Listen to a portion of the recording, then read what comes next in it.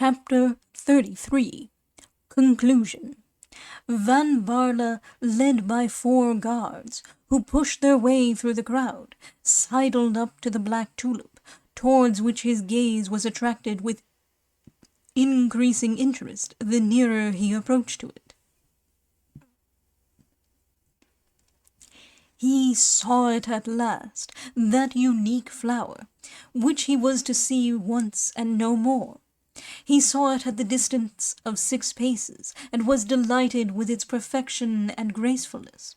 He saw it surrounded by young and beautiful girls, who formed, as it were, a guard of honor for this queen of excellence and purity. And yet, the more he ascertained with his own eyes the perfection of the flower, the more wretched and miserable he felt.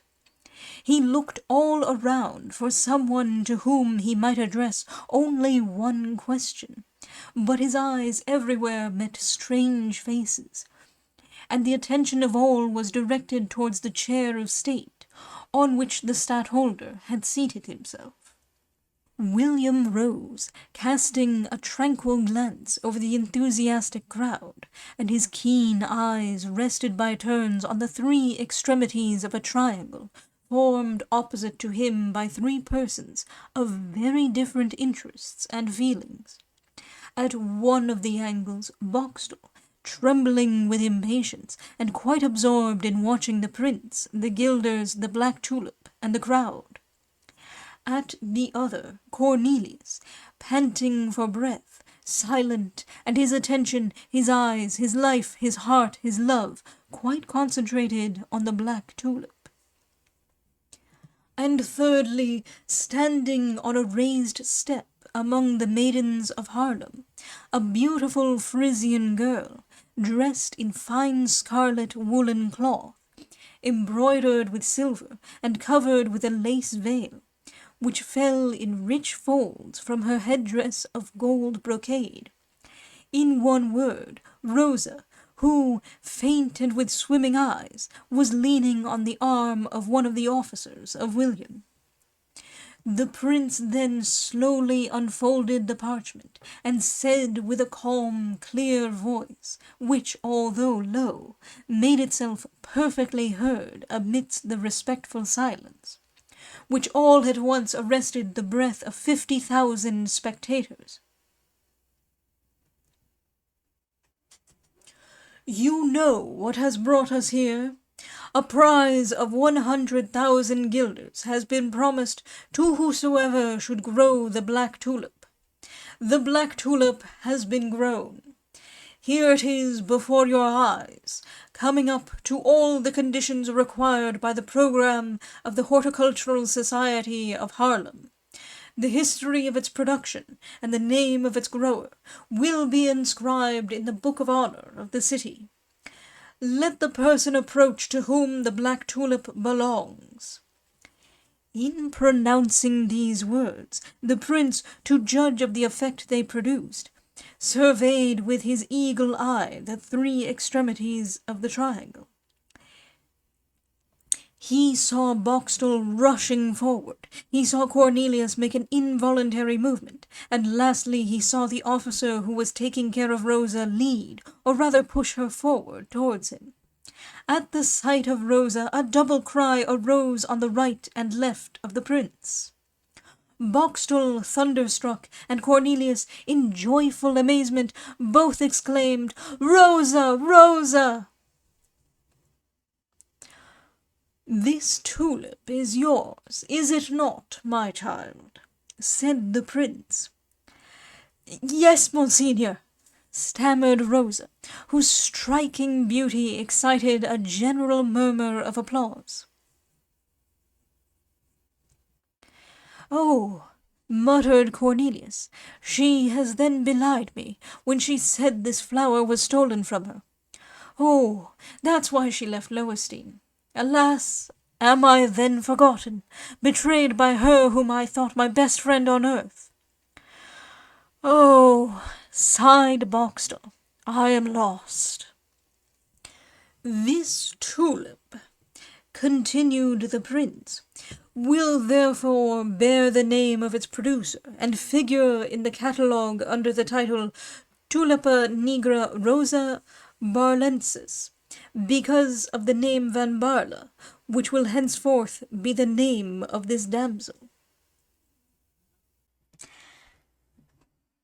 And at the same time William took Rosa's hand, and placed it in that of a young man, who rushed forth, pale and beyond himself with joy, to the foot of the throne, saluting alternately the prince and his bride, and who, with a grateful look to heaven, returned his thanks to the giver of all this happiness. At the same moment there fell at the feet of the President Van Sistens another man, struck down by a very different emotion. Boxtel, crushed by the failure of his hopes, lay senseless on the ground. When they raised him and examined his pulse and his heart, he was quite dead. This incident did not much disturb the festival, as neither the prince nor the president seemed to mind it much. Cornelius started back in dismay when, in the pretended Jacob, he recognized his neighbor, Isaac Boxtel, whom, in the innocence of his heart, he had not for one instant suspected of such a wicked action. Then, to the sound of trumpets, the procession marched back without any change in its order, except that Boxtel was now dead, and that Cornelius and Rosa were walking triumphantly side by side and hand in hand. On their arriving at the Hôtel de Ville, the prince, pointing with his finger to the purse with the 100,000 guilders, said to Cornelius, "It is difficult to say by whom this money is gained, by you or by Rosa. For if you have found the black tulip, she has nursed it and brought it into flower. It would therefore be unjust to consider it as her dowry. It is the gift of the town of Haarlem to the tulip." Cornelius wondered what the prince was driving at. The latter continued, "I give to Rosa the sum of 100,000 guilders, which she has fairly earned, and which she can offer to you. They are the reward of her love, her courage, and her honesty. As to you, sir, thanks to Rosa again, who has furnished the proofs of your innocence." And saying these words, the prince handed to Cornelius that fly-leaf of the Bible on which was written the letter of Cornelius de Witt, and in which the third bulb had been wrapped. "As to you, it has come to light that you were imprisoned for a crime which you had not committed. This means that you are not only free, but that your property will be restored to you, as the property of an innocent man cannot be confiscated. Cornelius Van Barle, you are the godson of Cornelius de Witt, and the friend of his brother John. Remain worthy of the name you have received from one of them, and of the friendship you have enjoyed with the other. The two De Witts, wrongly judged and wrongly punished in a moment of popular error, were two great citizens, of whom Holland is now proud." The prince, after these last words, which, contrary to his custom, he pronounced with a voice full of emotion, gave his hands to the lovers to kiss, whilst they were kneeling before him. Then, heaving a sigh, he said, "Alas, you are very happy, who, dreaming only of what perhaps is the true glory of Holland, and forms especially her true happiness, do not attempt to acquire for her anything beyond new colours of tulips." And casting a glance towards that point of the compass where France lay, as if he saw new clouds gathering there, he entered his carriage and drove off. Cornelius started on the same day for Dort with Rosa, who sent her lover's old housekeeper as a messenger to her father, to apprise him of all that had taken place. Those who, thanks to our description, have learned the character of old Griffiths, will comprehend that it was hard for him to become reconciled to his son-in-law. He had not yet forgotten the blows which he had received in that famous encounter. To judge from the wheels which he counted, their number, he said, amounted to 41. But at last, in order, as he declared, not to be less generous than his Highness the Stadtholder, he consented to make his peace. Appointed to watch over the tulips, the old man made the rudest keeper of flowers in the whole of the 7 provinces. It was indeed a sight to see him watching the obnoxious moths and butterflies, killing slugs, and driving away the hungry bees. As he had heard Boxtel's story, and was furious at having been the dupe of the pretended Jacob, he destroyed the sycamore behind which the envious Isaac had spied into the garden, for the plot of ground belonging to him had been bought by Cornelius, and taken into his own garden.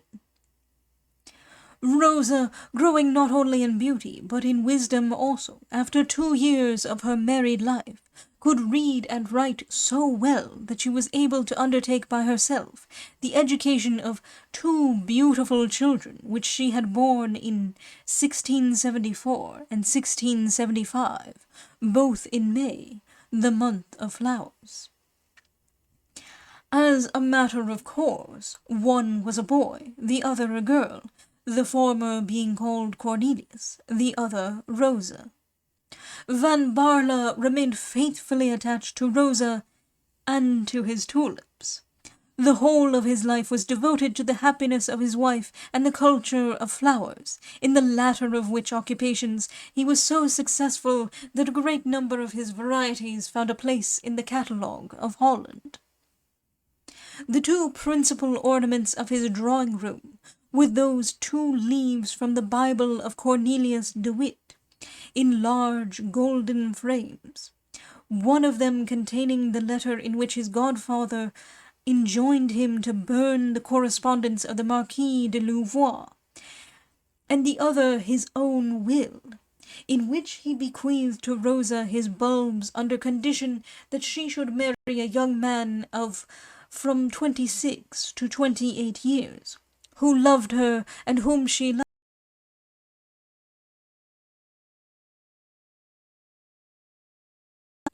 a condition which was scrupulously fulfilled, although, or rather because, Cornelius did not die. And to ward off any envious attempts of another Isaac Boxtel, he wrote over his door the lines which Grotius had, on the day of his flight, scratched on the walls of his prison. Sometimes one has suffered so much that he has the right never to be able to say, "I am too happy." Finis. That is the end of The Black Tulip by Alexandre Dumas.